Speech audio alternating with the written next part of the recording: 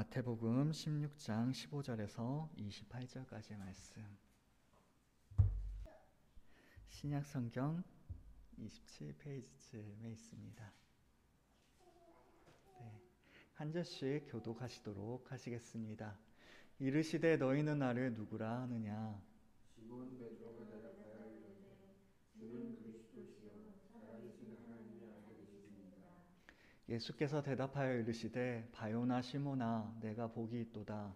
이를 내게 알게 한 이는 혈육이 아니요 하늘에 계신 내 아버지이시니라. 또 내가 네게 이르노니 너는 베드로라. 내가 이 반석 위에 내 교회를 세우리니 음부의 권세가 이기지 못하리라. 내가 천국 열쇠를 내게 주리니 내가 땅에서 무엇이든지 매면 하늘에서도 매일 것이요 내가 땅에서 무엇이든지 풀면 하늘에서도 풀리리라 하시고, 이에 제자들에게 명령하사 자기가 그리스도를 너희에게도 이르지 말라 하시니라. 이때로부터 예수 그리스도께서 자기가 예루살렘에 올라가 장로들과 대제사장들과 서기관들에게 많은 고난을 받고 죽임을 당하고 제3일에 살아나야 할 것을 제자들에게 비로소 나타내시니, 베드로가 예수를 붙들고 분명하여 이르되 주여 우리 마옵소서 이 일이 결코 주께 미치지 아니하리라. 예수께서 돌이키시며 베드로에게 이르시되 사탄아 내 뒤로 물러가라. 너는 나를 넘어지게 하는 자로다. 내가 하나님의 일을 생각하지 아니하고 도리어 사람의 일을 생각하는도다 하시고, 이에 예수께서 제자들에게 이르시되 누구든지 나를 따르려거든 자기를 부인하고 자기 십자가를 지고 나를 따를 것이니라. 누구든지 제 목숨을 구하고자 하면 잃을 것이요 누구든지 나를 위하여 제 목숨을 잃으면 찾으리라. 사람이 나의 온 나라를 얻어도 제 목숨을 잃으면 무엇이 유익하리요. 사람이 무엇을 잃고 제 목숨과 바꾸느냐. 인자가 아버지의 영광으로 그 천사들과 함께 오리니 그때 각 사람이 행한 대로 갚으리라. 진실로 너희에게 이르노니 여기 서 있는 사람 중에 죽기 전에 인자가 그 왕권을 가지고 오는 것을 볼 자들도 있느니라. 아멘.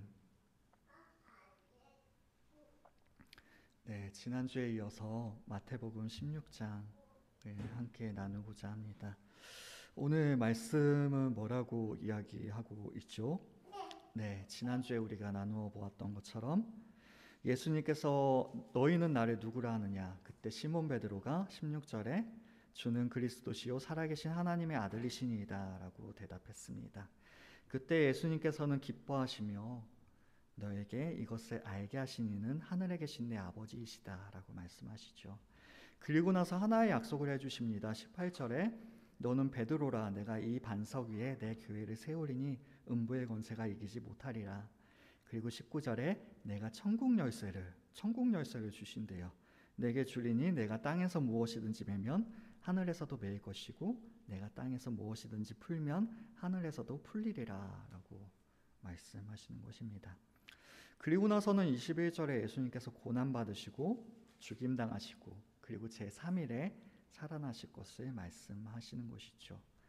그랬더니 베드로는 예수님께 항변하기 시작합니다. 주님 그렇게 하지 마십시오. 결코 그런 일이 주님께 미치지 않을 것입니다.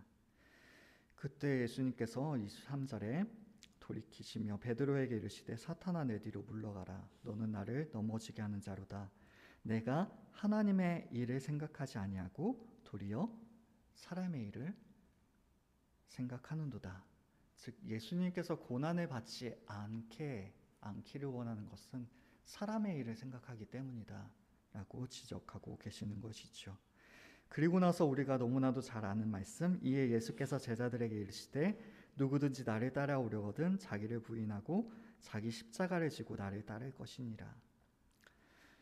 이렇게 말씀하고 계십니다. 그리고 나서 마지막에 28절에 진실로 너희에게 이르노니 여기 서 있는 사람 중에 죽기 전에 인자가 그 왕권을 가지고 오는 것을 볼 자들도 있느니라 라고 말씀하고 계시죠.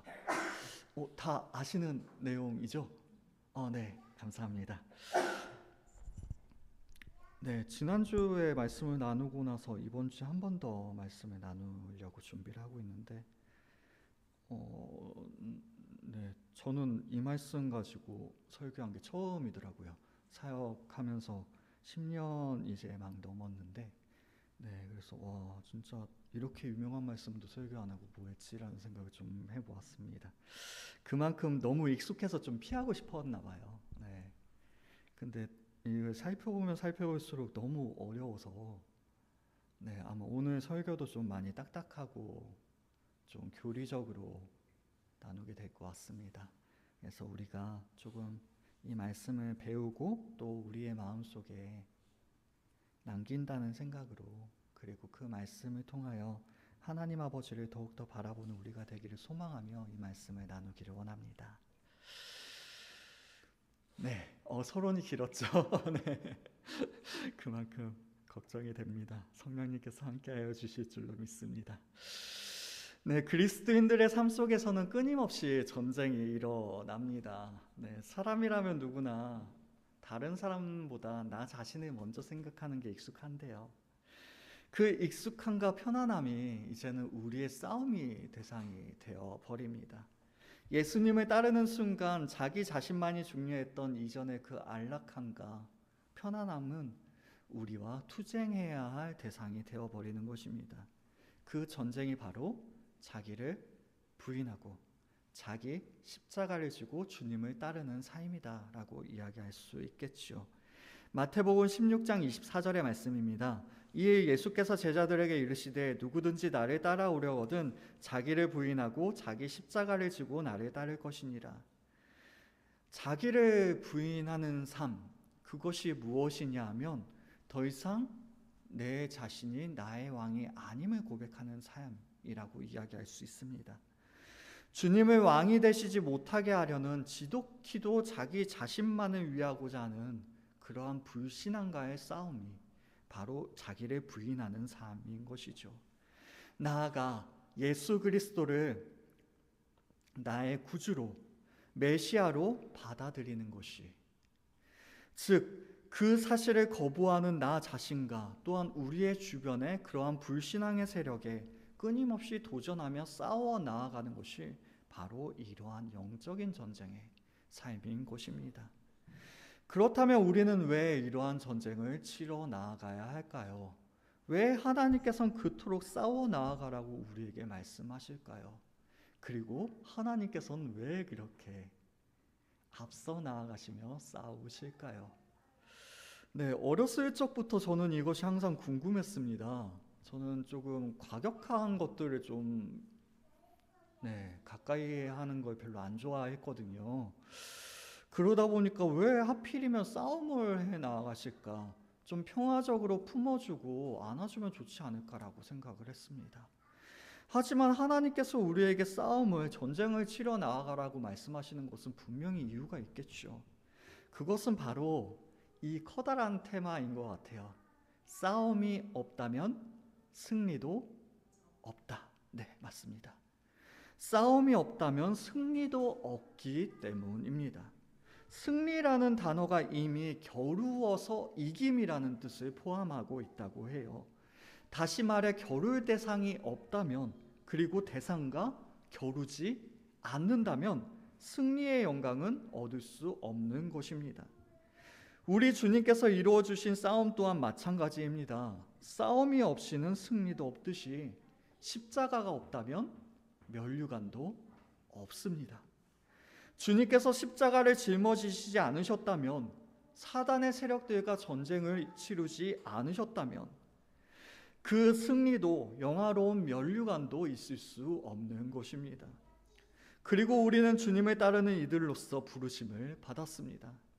이것이 무엇이냐면 주님께서 그러한 전쟁을 치르셨다면 주님을 따르는 우리 또한 그러한 전쟁을 치르게 될 것이고, 그러한 전쟁터 한가운데서 살아가는 사람들임을 우리에게 말씀하고 있는 것입니다.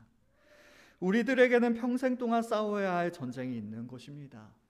그리고 우리가 자기를 부인하고 자기 십자가를 지고 주님을 따를 때에는 주님께서 십자가를 지시고 전쟁을 치르심으로 영광을 얻으셨던 것과 같이 우리 또한 그분의 영광에 참여하는 자들이 되는 것입니다. 즉 우리에게 찾아오는 이 영적인 전쟁들은 우리들을 두렵게 하지만, 우리들을 힘들게 하지만, 그 일들을 통하여 우리는 승리의 영광에, 우리가 승리했나요? 아니죠. 주님의 승리의 영광에 참여하는 자들이 되는 것입니다. 바로 그러한 약속을 우리에게 수여하기 위하여 하나님께서는 우리로 전쟁 속으로 이끌어 가시는 것입니다. 하지만 안타까운 것이 한 가지가 있습니다. 언제나 그렇죠. 전쟁 속에서는 사상자들이 생긴다는 사실입니다. 마치 러시아와 우크라이나 그리고 이스라엘과 하마스처럼 지금도 세계 곳곳에서는 전쟁과 갈등, 투쟁으로 인하여 피해를 입고 상처를 입는 사람들이 생겨나게 되는 것과 같이 말입니다.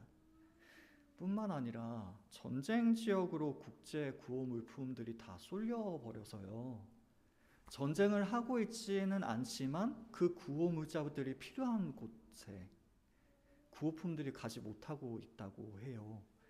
그래서 또 다른 피해자들이 생겨나고 있다고 합니다. 다시 말해 전쟁은 직접적으로 피해를 입기도 하지만 이처럼 간접적인 피해를 입는 사람들 또한, 그러한 사상자들이 지속적으로 생겨나게 되는 것이 바로 전쟁인 것입니다.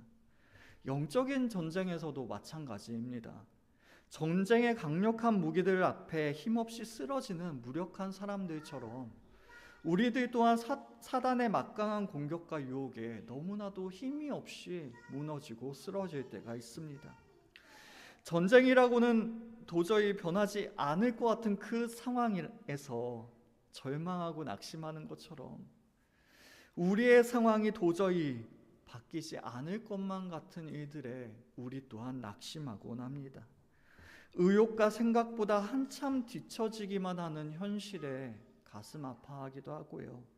또한 행함과 진실함보다는 말과 혀가 너무나도 빠른 우리의 연약한 모습에 절망하기도 합니다. 전쟁 속에서 한 번의 실수로 생명까지 위협받는 것처럼 우리는 수많은 상황들 가운데 주님을 배반하기도 합니다.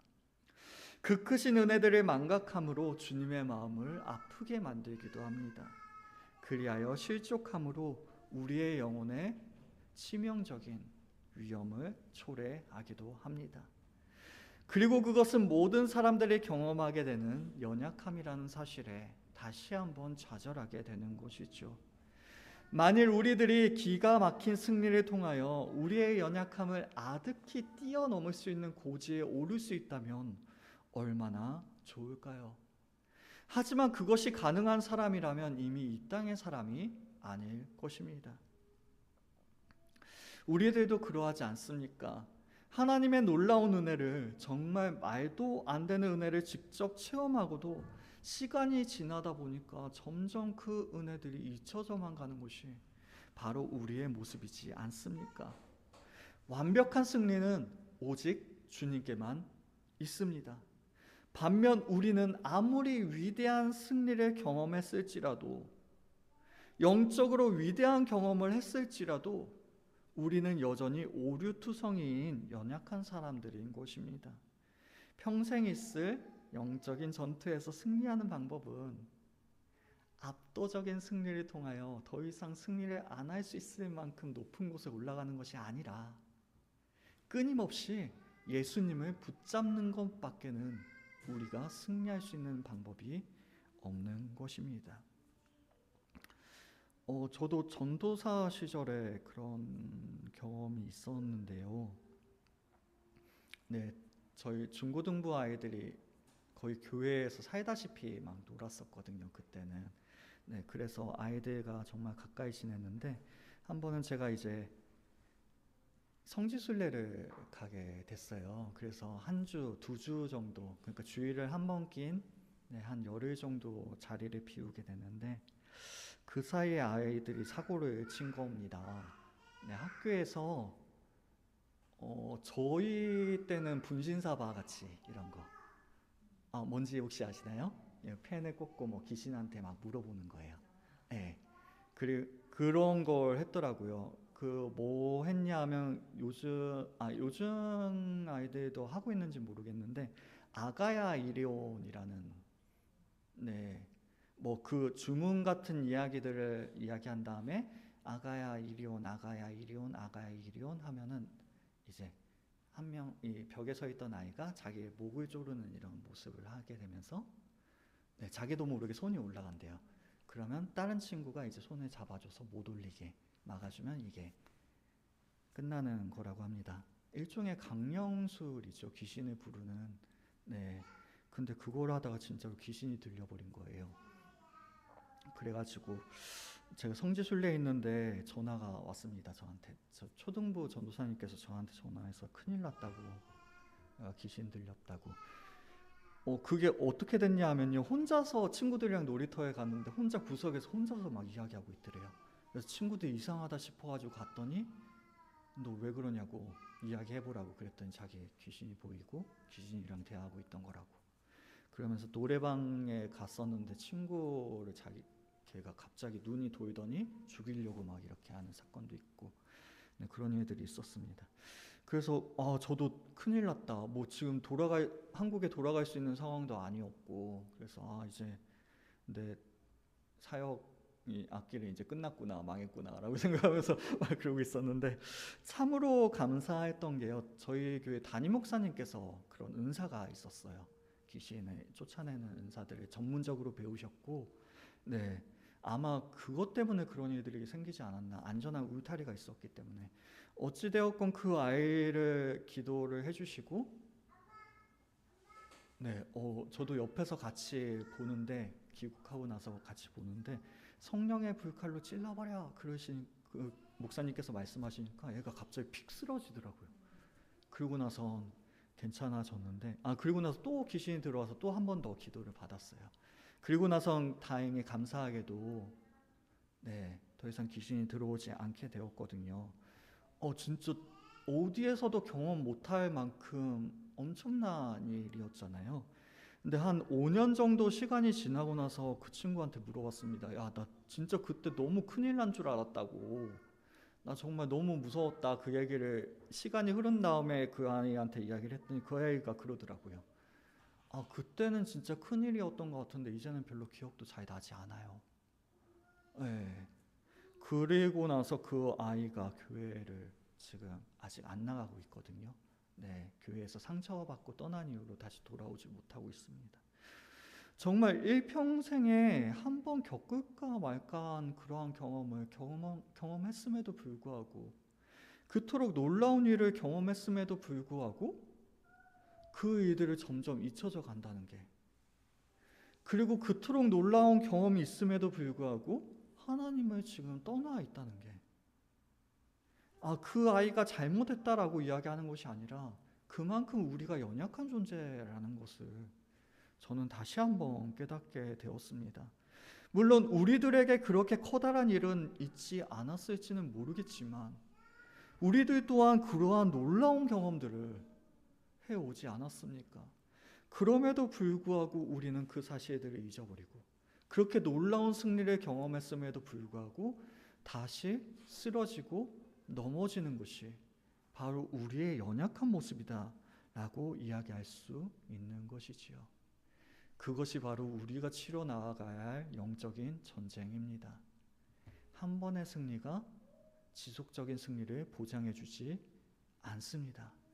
끊임없이 우리 주님을 우리가 붙잡지 않는다면 우리는 언제든지 전쟁의 사상자들처럼 상처 입고 넘어질 수밖에 없는 것입니다.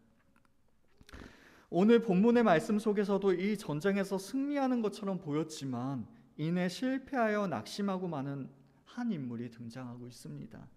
그 사람은 바로 베드로였어요. 너희는 나를 누구라 하느냐? 15절의 말씀처럼 예수님의 질문에 베드로는 너무나도 놀라운 고백을 했습니다. 그것은 주는 그리스도시요 살아계신 하나님의 아들이시니이다. 이 사실을 알게 하신 이로 말미암아, 즉 하나님의 은혜로 말미암아 놀라운 승리의 고백을 그는 할 수 있었던 것입니다. 사실 이 말씀의 배경이 되는 장소를 혹시 알고 계시나요? 너무나도 유명한 장소죠. 가이사랴 빌립보. 네, 가이사랴 빌립보라는 이 지역은 그리 좋은 장소가 아니었다고 합니다.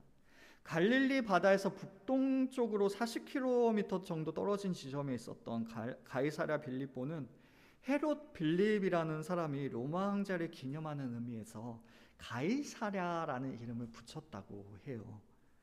하지만 그 이름은 오래가지 못하고 결국 이전의 이름이었던 바니아라는 고대의 이름으로 돌아가 버리고 말았다고 합니다. 바니아라는 이 이름은 무엇이냐 하면요, 그 산 아래에는 한 동굴이 있었다고 해요.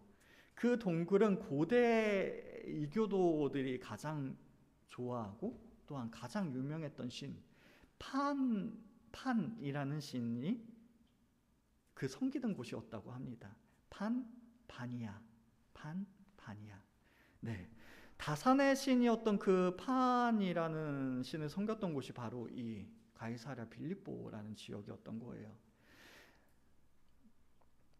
판은 전설적인 자연의 신이었고요. 그에 대한 경배는 그의 이름을 지닌 이 도시에서 굉장히 중요한 일이었다고 합니다.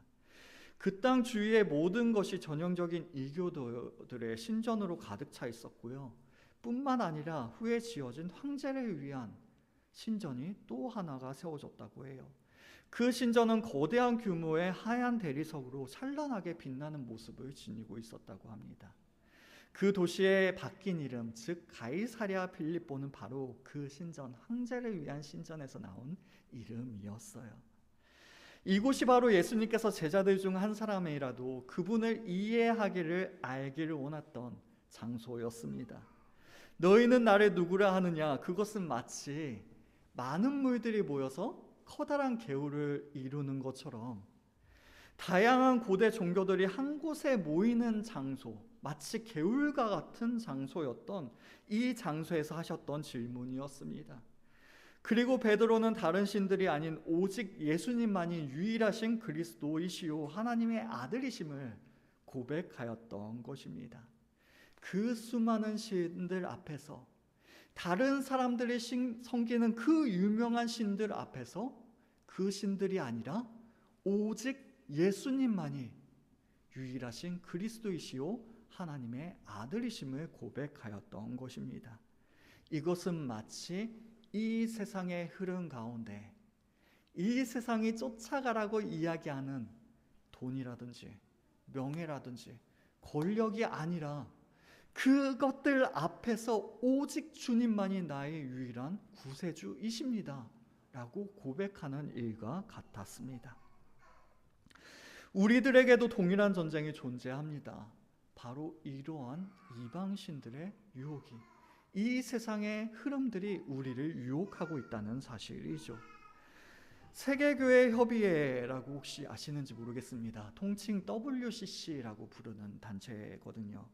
그 단체의 제1대 회장이었던 빌렘 피셔트 후프트라는 사람은 이렇게, 가까운 미래에 교회가 직면한 가장 큰 위험이 무엇입니까? 라는 질문에 대하여 이렇게 대답했다고 합니다. 혼합주의지요. 혼합주의는 무신론보다 기독교 교회에 훨씬 더 위험한 도전입니다. 즉, 차라리 기독교를 믿지 않는 사람들은 우리에게 위협이 되지 않습니다. 교회 안에 있는 혼합주의, 하나님을 섬긴다고 하면서 마음은 다른 곳에 두는 일들, 오직 주님만을 바라본다고 이야기하면서 사실은 나의 유익을 위하여 또한 나의 성공을 위하여 그 주님을 이용하고자 하는 그 마음들, 그것들이 오히려 더 커다란 위험이고 더 무서운 일들이다 라고 그는 이야기했던 것입니다. 요즘 시대만큼 예수님만이 유일하시다고 주장하기 어려운 시대가 없는 것 같습니다. 이전 그 어느 때보다도 다양성을 강조하고 있거든요. 이 다양성은 매우 중요한 가치로 여겨지고 있기 때문에 그것을 인정하지 않는다면, 다른 사람들이 인정하고 다른 것들이 인정해주지 않는다면 오히려 못 배운 사람으로 손가락질 받는 것이 바로 이 시대가 되어버렸습니다. 정말 아이러니하게도요. 조금 전에 이야기했던 그 세계선교협회의 제1대 회장이 경고했던 혼합주의를 이제는 세계교회협의회가 주장하는 가장 중요한 핵심 가치가 되었거든요. 네, 한 10년, 20년이 지나고 나서 바로 이 혼합주의가 이 세계교회협의회 안으로 들어오게 됩니다. 그들의 주장하는 것은 바로 이러한 것입니다. 등정로 이론이라고 하는데요. 이게 뭐냐면 등정, 네, 정상으로 올라가는 이야기입니다.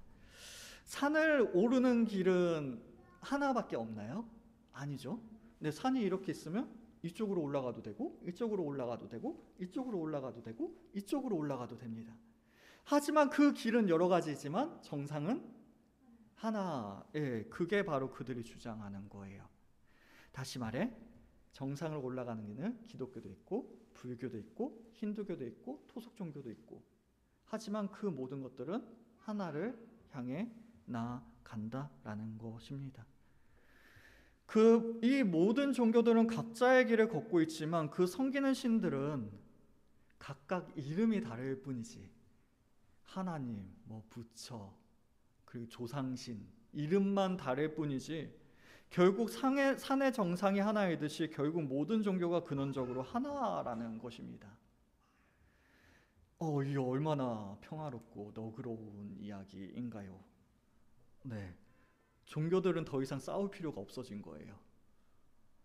그리고 종교 간에 서로 협동하여도 전혀 문제가 되지 않게 되는 것입니다. 그냥 이름만 다를 뿐이지 우린 같은 신을 섬기고 있는 거야. 예배 시간에 스님이 오셔서 설법을 해도 괜찮고요. 그리고 기도 시간에 무당이 와서 굿을 해도 아무런 문제가 되지 않습니다. 실제로 이 세계교회협의회가 모였을 때 우리나라 어떠한 분은 초빙해서 초혼제를 지냈다고 해요. 영을 불러들이는 제사거든요. 네, 그러한 일들을 통하여 화합과 평화를 지향하는 것이 바로 그들이 추구하는 방법이었습니다. 이 시대의 분위기와 매우 비슷하죠. 내가 인정받고 싶은 것처럼 남들이 인정해주고 그들을 존중해주는 것. 바로 그들이 주장하는 등정로 이론이 이러한 것입니다. 하지만 그것이 아무리 평화롭다고 해도, 그것이 아무리 화합을 주장한다고 할지라도 정말로 그게 옳은 이야기인가요? 아니에요. 절대로 아닙니다. 만일 우리들이 그러한 사람들에게 오직 예수를 이야기한다면, 오직 주님만이 그리스도시요 오직 주님만이 하나님의 아들이십니다라고 이야기한다면 그들은 우리를 향해서 구닥다리 생각을 가진 편협하고 못 배운 사람처럼 취급할 것이에요. 실제로 이러한 일들이 있었다고 합니다. 어떤 대학교 교수님, 신학교 교수님이시래요. 그쪽에서 이걸 주장하는 학교였거든요. 그 교수님께 어떠한 학생이 오직 예수님만으로 우리는 구원을 받습니다라고 이야기했더니 그 교수님께서 화를 버럭 내시면서 이 불효 막심한 놈아, 너 조상들은 다 지옥 보내고 너 혼자 천국 갈 거냐라고 호통치셨다라는 일화가 또한 있어요. 그만큼 우리는 못 배운 사람처럼 구닥다리에 그 말씀을 붙들고 있는 불효 막심한 나쁜 사람으로 취급하는 것이 바로 이들의 주장인 것입니다. 그럼에도 불구하고 우리는 절대로 오직 예수를 포기할 수가 없습니다. 오직 우리 주님만이 길이요 진리요 생명이시기 때문입니다. 우리가 예수님을 포기하는 그 순간 우리에게 더 이상 구원은 없습니다. 예수님 이외에는 다른 구원의 길이 있을 수가 없기 때문입니다. 만일 그들의 주장처럼 산의 정상을 오르는 길이 여러 가지가 있듯이 예수님이 아니어도 다른 구원의 길이 있었다면 예수님께서는 십자가를 지실 필요가 없으셨겠죠. 그럼에도 예수님께서는 십자가를 지셨습니다. 그 이야기가 무엇인가요? 그 십자가가 아니라면, 예수님이 아니라면 우리에게 구원이 없기 때문에 십자가를 지셨음을 우리에게 나타내 보여주신 것입니다. 그 순결하신 하나님의 어린 양께서 십자가 위에서 보혈을 흘리셨습니다. 그것 외에는 방법이 없기 때문에, 십자가 이외에는 다른 구원의 길이 없기 때문에 주님께서는 그렇게 하신 것입니다. 분명 다양성을 주장하는 요즘 시대에 오직 예수님만이 유일하시다라는 우리의 주장은 구닥다리처럼 여겨질 것입니다. 마치 못 배운 사람처럼 무식쟁이로 우리를 취급할 수도 있어요. 그럼에도 그게 맞는데 어떻게 하겠습니까? 우리의 예수님의 십자가만이 유일한데 우리는 어떻게 하겠습니까? 오직 예수님만이 우리의 유일한 구원자이신데 우리가 어찌 주님을 부인할 수가 있겠습니까? 시대에 발맞추어 다른 종교들을 너그럽게 인정하라는 유혹은 베드로가 고백했던 그 가이사랴 빌립보 지역에서도 동일하게 존재했음을 우리는 기억해야 합니다. 화학과 평화, 아주 매력적인 유혹임에도 불구하고 우리는 베드로처럼 고백해야 합니다. 주는 그리스도시요 살아계신 하나님의 아들이시니이다. 이 당연한 고백마저도 이제는 우리의 전쟁이 되어버리고 말았어요. 그럼에도 불구하고 우리는 이 싸움을 절대로 포기하지 않기를 원합니다. 우리 또한 지금의 시대 가운데에서 이러한 위대한 고백을 해 나아갈 수 있길 원합니다. 오직 우리 주 예수 그리스도만이 우리의 유일한 구원의 길이십니다 라고 말입니다. 이것이 바로 지금의 시대의 모든 유혹들에 승리할 수 있는 참된 고백인 줄로 믿습니다. 이처럼 베드로는 수많은 이방신들을 섬기던 장소에서 가이사랴 빌립보에서 모든 유혹의 전쟁 속에서 주님을 고백하는 놀라운 승리를 경험하였습니다. 그리고 그 승리를 쟁취하였습니다. 이에 예수님께서도 이러한 칭찬을 하여 주셨습니다. 마태복음 16장 18절과 19절의 말씀입니다. 또 내가 내게 이르노니 너는 베드로라. 내가 이 반석 위에 내 교회를 세우리니 음부의 권세가 이기지 못하리라. 내가 천국 열쇠를 내게 주리니 내가 땅에서 무엇이든지 매면 하늘에서도 매일 것이요 내가 땅에서 무엇이든지 풀면 하늘에서도 풀리리라 하시고. 와, 얼마나 놀라운 고백인지. 이 고백 위에 주님께서는 교회를 세우시리라. 그리고 그 교회는 음부의 권세가 이기지 못할 것이라고 약속하여 주셨습니다. 거기에다 베드로에게 천국의 열쇠를 주시리라. 그리하여 땅에서 무엇이든지 매면 하늘에서도 매일 것이고 땅에서 무엇이든지 풀면 하늘에서도 풀리리라 라는 놀라운 약속을 하여 주셨던 것입니다. 하지만 그토록 놀라운 승리도 또한 그토록 놀라운 승리에 따르는 이러한 약속도 다음의 승리를 보장해 주지는 못하였습니다. 마치 끝나지 않는 전쟁에서 계속하여 사생자가 발생하듯이 베드로는 얼마 지나지 않아 진짜로 얼마 시간이 지나지도 않았어요. 고백한 지 바로 그 직후에 베드로는 실족하고 말았습니다. 예수님의 고난에 대해서 듣게 된 베드로는 이렇게 말하고 있습니다. 16장 22절의 말씀입니다. 베드로가 예수를 붙들고 항변하여 이르되 주여 그리 마옵소서 이 일이 결코 주께 미치지 아니하리이다. 그토록 위대한 승리를 거머쥐었던 베드로는 예수님을 붙들고 항변했다라고 말씀하고 있습니다. 여기에서 쓰인 항변이라는 단어는요, 책망하다, 꾸짖다라는 의미를 지니고 있습니다. 단순히 예수님께 그렇게 하지 마시라고 좋게 권유한 것이 아니라 적극적이고 강력하게 마치 책망하며 꾸짖듯이 주님께 반발했다는 의미입니다. 바로 조금 전까지 예수님을 그리스도라고 고백했던 베드로가 말입니다. 베드로가 책망하고 있는 그 대상이 바로 예수님이셨어요. 네, 베드로가 얼마나 지금 마음이 상했고 얼마나 화가 났는지 우리가 알 수 있는 부분입니다. 예수님께서는 그러한 베드로에게 말씀하십니다. 23절의 말씀입니다. 예수께서 돌이키시며 베드로에게 이르시되 사탄아 내 뒤로 물러가라. 너는 나를 넘어지게 하는 자로라. 내가 하나님의 일을 생각하지 아니하고 도리어 사람의 일을 생각하는도다 하시고, 물론 이 말씀은 베드로가 사탄 그 자체라고 말씀하신 것이 아닙니다. 하나님을 배반하고 예수님을 대적하는 무리들의 왕인 사탄의 도구로서 지금 베드로가 사용되고 있음을 지적하고 계신 것이지요.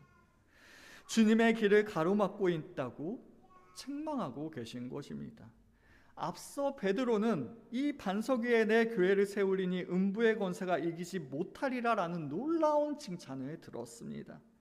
하지만 곧바로 넘어져 낙심하게 되었고, 그때에는 사탄아 내 뒤로 물러가라. 너는 나를 넘어지게 하는 자로라 라는 책망을 듣게 되었습니다. 이 사실은 베드로 또한 연약한 사람이었음을 우리에게 깨달아 알게 합니다. 그리고 아무리 큰 승리를 경험했을지라도 끊임없이 주님을 붙잡지 않는다면 결국 넘어지고 실족하게 될 뿐임을 우리에게 말씀하고 있는 것이지요. 여기에서 재밌는 점은요, 베드로에게 천국 열쇠가 주어졌다라는 사실입니다. 가톨릭은 이 사실을 보면서 베드로가 초대 교황이다, 즉 교황들은 계속하여 천국의 열쇠를 가지고 있다라고 주장하고 있는 것입니다. 하지만 이 천국 열쇠는 그러한 의미가 아니에요. 베드로가 죄사함의 능력을 얻어서 천국의 문을 열고 닫을 수 있다는 이야기가 아닌 것입니다. 사람에게는 절대로 그러한 능력이 있을 수가 없습니다. 더더구나 베드로에게만, 교황 한 개인에게만 이러한 말씀이 주어진 것이 아니에요. 예수님께서는 자신의 대리자로서 제자들을 파송하시며 이러한 말씀을 하셨습니다. 마태복음 18장 18절의 말씀입니다. 진실로 너희에게 이르노니 무엇이든지 너희가 땅에서 매면 하늘에서도 매일 것이고 무엇이든지 땅에서 풀면 하늘에서도 풀리리라 라고 예수님께서 말씀하세요. 이 말씀은 사람들이 만약 복음의 말씀을 듣고 반응하여 회개하고 믿는다면 그들은 하나님께서 참으로 자신들을 용서하셨다는 사실을 확신하게 될 것이라고 말씀하신 것입니다. 반면 그들이 만약 복음을 거부하게 된다면 하나님께서는 그들의 죄를 결코 용서하지 아니하실 것임을 말씀하신 것이죠. 예수님께서는 이 사실을 분명히 하십니다. 다시 말해, 하늘을 메고 푸는 천국의 열쇠를 주신다는 것은 주님께서 맡겨주신 사명과 복음을 전파함을 통하여 이루어지는 일을 뜻합니다. 그럼 우리들에게도 천국의 열쇠가 있나요? 네, 맞는 것 같아요. 만일 우리가 복음을 전하지 않는다면, 복음을 꽝꽝 묶어 놓는다면 하늘도 메이게 될 것입니다. 반면에 우리가 복음을 세상 사람들에게 들리게 한다면 하늘은 풀리게 되겠죠. 우리가 싸워나가야 할 그 싸움이 또한 이것입니다. 그 복음의 말씀은 무엇인가요? 바로 우리 주님의 죽으심과 부활입니다. 베드로가 그토록 놀라고 낙심하였던 것은 자신의 생각과 예수님의 모습이 너무나도 달랐기 때문입니다. 압도적인 힘과 무력으로 로마의 압제에서 자신들을 해방시켜 주실 메시아를, 영광스러운 승리와 그 누구도 도전하지 못할 위엄으로 찬란한 미래를 만들어 가실 메시아를 그는 생각했던 거예요.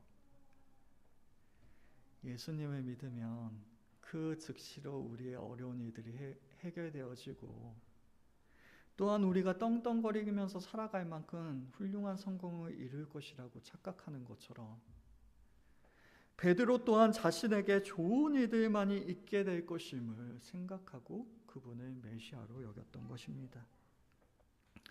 베드로가 생각했던 그러한 메시아는, 또한 우리의 육적인 생각으로 원하는 그러한 메시아는 희생과 고난, 그러한 것들과는 전혀 어울리지 않는 메시아겠죠.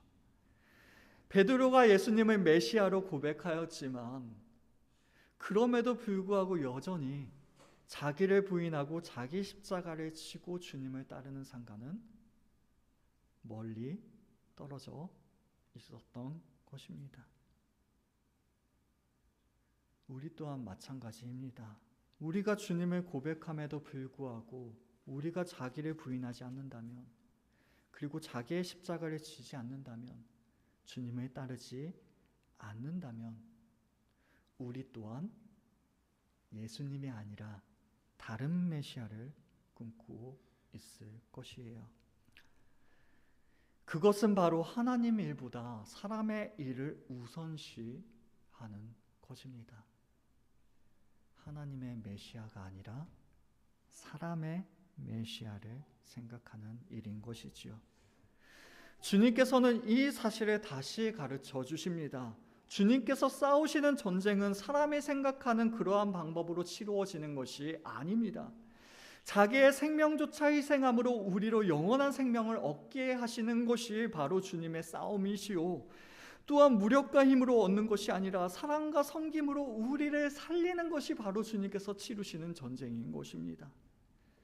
예수 믿는 사람들이 성공하고 다 잘되는 모습을 통하여 이 세상을 이기리라라는 것이 아니라 사랑과 희생과 섬김으로 주님을 나타내 보여주는 것이 바로 주님께서 우리에게 치러 나아가라라고 말씀하시는 싸움인 것입니다. 주님께서 그러한 전쟁을 치르셨던 것과 같이 말입니다. 그 메시아는 자신을 낮추어 목적을 달성하시는 주님이시며 사람의 상식과 상상력을 초월하시는 고난의 주님이십니다. 그 전쟁의 승리는 우리들이 바랬던 사회적, 정치적인 영역들을 아득히 넘어서는 승리입니다. 놀라운 승리를 바로 그 메시아께서 쟁취하게 되실 것입니다.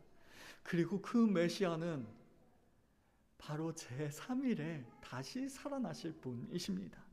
마태복음 16장 28절의 말씀입니다. 진실로 너희에게 이르노니 여기에 서 있는 사람 중에 죽기 전에 인자가 그 왕권을 가지고 오는 것을 볼 자들도 있느니라. 부활은요, 왕께서 그분의 위엄 있는 통치권을 행사하기 시작하시는 것을 증명해 보여주는 일입니다. 다시 한번요, 부활은요, 왕이신 우리 주님께서 그 왕권을 행사하신다는 가장 훌륭한 증거인 것입니다. 천국의 최종적인 도래, 이 땅에 천국이 최종적으로 임하게 되는 것은 역사의 끝에 이루어질 일입니다. 하지만 십자가와 부활은 주님께서 실질적인 왕권을 행사하시는 첫 번째 사건이 되어졌습니다. 주님의 영화로우신 은총이, 그 찬란한 빛이 우리들에게, 하나님 아버지의 은혜가, 우리와 상관없었던 그 하나님 아버지의 은혜가 이제는 우리들에게 상관이 있는 일이 되어지며 우리들에게 선물로 주어지게 되며, 그리고 우리의 것으로 소유할 수 있는 그 사건이 우리들에게 이루어진 것입니다. 왕권을 가지고 주님께서 우리를 다스려 주시는 것, 그 증거가 바로 부활인 것이에요. 다만 그 영화로운 승리가 있기 위해서는 반드시 고난을 지나야만 합니다. 시련을 통해서만 승리가 온다. 전쟁이 없으면 승리도 없다. 그리고 그 고난은 우리들에게도 또한 찾아오게 됩니다. 24절의 말씀입니다. 이에 예수께서 제자들에게 이르시되 누구든지 나를 따라오려거든 자기를 부인하고 자기 십자가를 지고 나를 따를 것이니라. 주님께서 왕이 되지 못하게 하시려는 지독히도 자기 자신만을 위하고자 하는 그러한 불신앙과의 싸움을 우리는 치러야만 합니다. 자기를 부인하고 자기 십자가를 짊어져야만 우리는 주님을 따를 수 있습니다. 그리고 그 주님께서 고난을 통하여 승리를 얻으신 것처럼 주님을 따르는 우리들 또한 승리의 영광을 주님께서 허락하여 주실 것입니다. 이것이 바로 하나님의 일이에요. 비록 우리들에겐 고난이 찾아오게 되겠지만, 우리들은 비록 우리의 십자가를 짊어지고 그 고난의 길을 걸어가야 하지만, 우리 주님께서 그러하신 것처럼 우리 또한 그 십자가의 길을 걸어가야 하지만, 그 끝엔 우리 주님의 영광이, 하나님의 영광이, 그토록 놀라운 승리의 영광이 우리에게 주어지게 될 것임을 하나님께서는 약속하여 주시는 것이지요.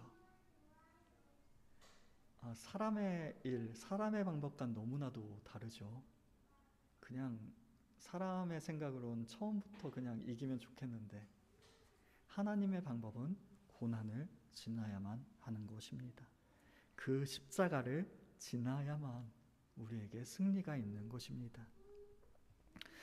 때때로 우리들은 가이사랴 빌립보의 혼합주의나 우상 숭배와 같은 문제들이 우리와는 전혀 상관없는, 우리와 거리가 먼 것처럼 느껴질 때가 있습니다. 아무리 생각해봐도 우리가 다른 신들을 섬긴 적은 없거든요. 그렇죠? 네, 제가 어렸을 때부터 저는 모태신앙이어서 등산하다가 절 구경하느라고 들어가 본 적은 있어도, 그런데 가본 적은 없는 것 같아요. 저 대학생 때 한번 체험해보자라고 이야기하면서 우리 같이 동기들 한 4명 정도랑 성당 가서 미사 한번 드려봤어요. 네. 그때 나눠주더라고요. 거기 매번 성찬을 하잖아요. 그래서 전 그거 받아 먹고 보고 싶어가지고, 그거 받으면 한 발짝 옆으로 가서 뭐라 이야기하고 먹더라고요. 근데 뭐라고 이야기해야 되는지 보고 따라하려고 나가려고 그랬다가 같이 갔던 형한테 욕 엄청 먹고, 그러지 말라고, 이거 참여하는 거 아니라고. 그래서 저거 먹는 건데 나랑 상관도 없는 건데 난 무슨 상관이냐라고 이야기했는데 결국 못하고 돌아온 기억이 있어요. 즉 저는 그곳에 참여는 했지만 결국엔 그것을 섬기기 위해서 찾아간 것이 아니라 그냥 경험 삼아 간 것 외에는 없었던 거죠.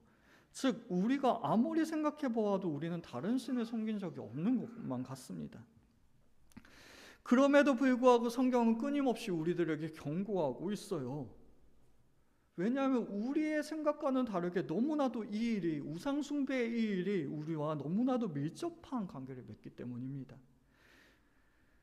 이 우상숭배의 이야기를 정말 쉽게 이야기하자면요, 하나의 적용이 될 수도 있을 것 같은데요, 이 문제는 우리의 우선순위가 무엇인가라고 이야기해 볼 수 있을 것 같아요. 우리의 우선순위가 무엇인가? 만일 우리가 먼저 그의 나라와 그의 의를 구하지 못하고 있다면, 하나님을 섬기는 일보다 나 자신의 유익을 먼저 구하고 있다면, 심지어는 그것이 왜 문제인지 깨달아 알지도 못하고, 그리고 내가 지금 그러고 있다라는 사실을 인정하지 못하고 있다면, 우리는 이미 그 문제와 너무나도 깊이 연관되어 있는 상태에 있는 것이죠. 마치 베드로가 실족하였던 것처럼 하나님의 일보다 사람의 일을 먼저 생각하고 있는 것이 우리들의 모습일 수 있는 것입니다. 바로 주님께서는 혼합주의가 그러한 것임을, 또한 그러하기 때문에 우리가 그러한 일들을 경계해야 하는 것임을 우리에게 말씀하고 있는 것입니다. 그때 우리는 어떻게 해야 승리를 할 수 있을까요? 계속해서 이야기했던 것처럼 압도적인 승리를 해서 우리가 더 이상 지지 않을 정도의 승리를 하면 될까요? 아니요. 그래봤자 결국에 또 넘어질 수밖에 없는 게 바로 우리들입니다. 그럼 우리는 어떻게 해야 승리를 할 수가 있을까요? 바로 끊임없이 주님을 붙잡는 것. 끊임없이 주님을 바라보아야만 합니다. 아무리 큰 승리를 경험했을지라도 우리가 예수님을 바라보는 그 일을 소홀히 하는 그 순간, 그때는 분명 우리 또한 베드로처럼 넘어질 수밖에 없을 것입니다. 마찬가지입니다. 자기를 부인하고 자기 십자가를 지고 나아가는 그 일. 그 일을 우리가 가까이 하지 않는다면, 그리고 그 일을 어떻게 기뻐할 수가 있을까요? 네. 네. 우리는 기뻐할 수는 없지만 우리에게 힘을 주시는 그분으로 말미암아 그 일들을 피하지 않고 끝까지 걸어가게 된다면, 비록 그것이 고난의 길이고 비록 그것이 끊임없이 우리를 넘어지게 하고 쓰러뜨리는 그 전쟁 같은 일일지라도 그 일들을 포기하지 않고 주님과 함께 걸어간다면 우리는 반드시 승리하게 될 줄로 믿습니다. 그 주님께서 우리에게 보여주시지 않으셨습니까? 십자가 외에는 다른 길이 없음을. 그리고 그 십자가와 부활을 통하여 우리에게 어떠한 은혜들이 임하게 될 것인지를 주님께서 분명히 나타내 보여주시지 않으셨습니까? 그러므로 우리는 오직 그 주님만을 바라보고 끝까지 주님을 붙잡아야 할 줄로 믿습니다. 그리하여 우리는 사람의 일이 아니라 하나님의 일을 끊임없이 항상 추구할 수 있길 원합니다. 자기를 부인하고 자기 십자가를 지고 오직 주님만을 따를 수 있길 원합니다. 십자가의 고난 후에 부활의 영광이 기다리고 있음을, 시련과 고난이 끝난 후에는 놀라운 승리가 기다리고 있음을 기억할 수 있길 원합니다. 그리하여 주님을 따를 힘과 용기를 얻는 우리가 싸워 나아가야 할 그 정쟁을 치를 수 있는 힘과 용기를 얻을 수 있는 우리 모두가 될 수 있길 원합니다. 그리할 때 주님께서는 우리들 위해 교회를 세우시는 그 은혜들을 허락하여 주시겠죠. 그리고 하늘을 메고 여는 그런 축복을 우리에게 허락하여 주실 줄로 믿습니다. 이 사실을 기억하시며 하나님의 일을 바라볼 수 있는 우리, 사람의 일이 아니라 오직 하나님의 일을 바라볼 수 있는 우리, 주님만을 바라보며 비록 고난이 우리에게 찾아올지라도 날마다 주님을 붙들고 살아갈 수 있는 우리 모두가 될 수 있기를 주님의 이름으로 축원합니다. 함께 기도하시겠습니다. 기도하실 때 주님께서 우리에게 베풀어 주신 은혜들을 기억하며, 또한 우리들 또한 주님의 그 고난의 길 위에 있을 수 있기를, 그 길 위에 서 있을 때 주님께서 힘과 능력을 더하여 주시기를, 그리하여 우리가 끊임없이 주님을 붙잡고 주님께서 그리하신 것처럼 우리 또한 승리하는 인생을 살아갈 수 있기 위하여 이 시간 주님의 도우심을 구하고 주님을 바라보시며 함께 기도하시겠습니다. 기도합니다.